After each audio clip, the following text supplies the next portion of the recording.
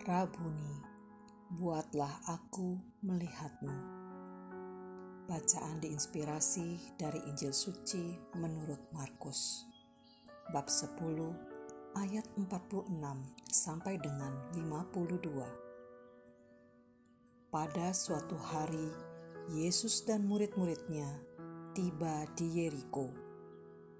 Ketika Yesus keluar dari kota itu bersama murid-muridnya dan orang banyak yang berbondong-bondong, ada seorang pengemis yang buta bernama Bartimeus, anak Timeus, duduk di pinggir jalan.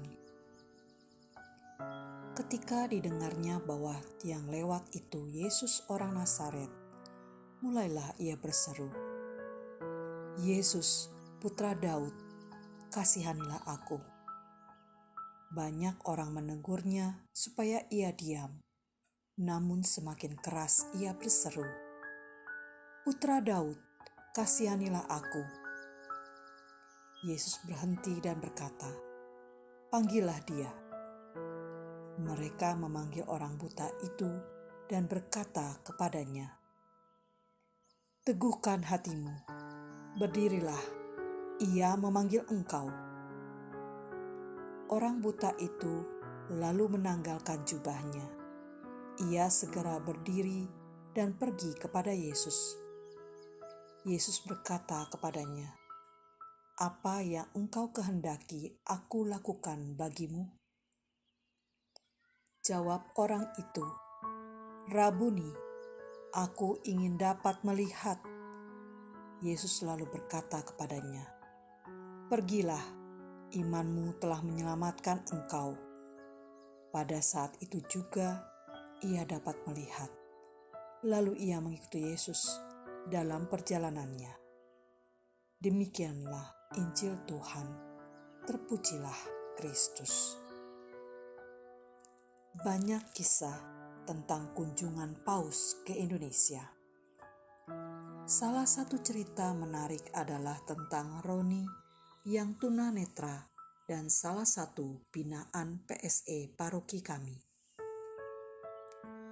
Kisahnya menjadi viral di media sosial karena ia berkesempatan bertemu bahkan menerima berkat langsung dari Bapak Paus.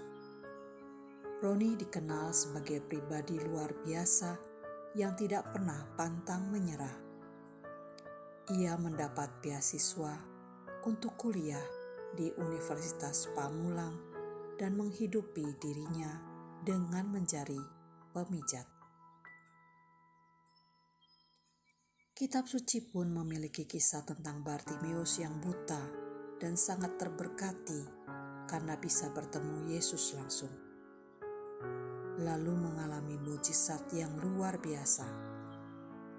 Bartimeus yang buta dari Yeriko sedang duduk mengemis di tempat yang biasa ketika ia mendengar Yesus datang bersama orang banyak.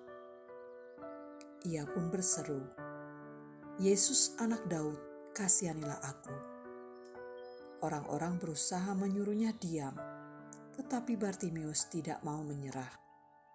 Ia melakukan 3 hal yang luar biasa. Pertama, ia memanggil Yesus dengan penuh iman sebagai Mesiasnya dan mengakui ketergantungannya pada Yesus. Kedua, ia menanggalkan jubahnya dan pergi menemui Yesus. Ia meninggalkan satu-satunya barang berharga miliknya dan tanpa kelekatan pergi menemui Yesus. Ketiga, ia memanggil Yesus dengan sebutan Rabuni, seperti Maria Magdalena memanggil Yesus. Tanpa ragu, Bartimeus menyatakan sembah sujudnya pada Sang Guru yang ia imani sebagai Mesias. Karena sikap dan perilaku Bartimeus, pertama kalinya Yesus mengizinkan orang mengakuinya sebagai Mesias di depan umum. Belajar dari Bartimeus, maka saya pun bertanya, apakah saya sudah memiliki perilaku yang berkenan di mata Yesus, sehingga harapan saya dikabulkan Tuhan?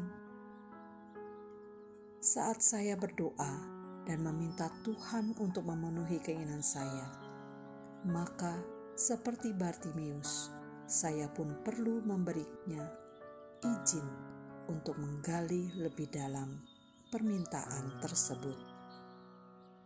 Apakah saya memiliki motif yang murni seperti Bartimeus yang mengakui ketergantungannya sepenuhnya kepada Yesus, atau saya menggunakan Yesus untuk kepentingan saya sendiri?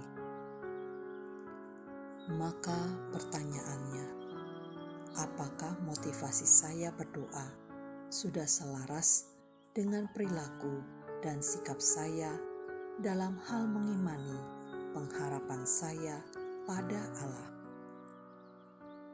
Marilah berdoa. Tuhan Allah, Rabuniku, terima kasih karena berbagai mujizat terjadi dalam hidupku. Semoga motivasi dan imanku sungguh selaras dengan kehendak-Mu dan tergambar dalam perilaku hidupku sehari-hari.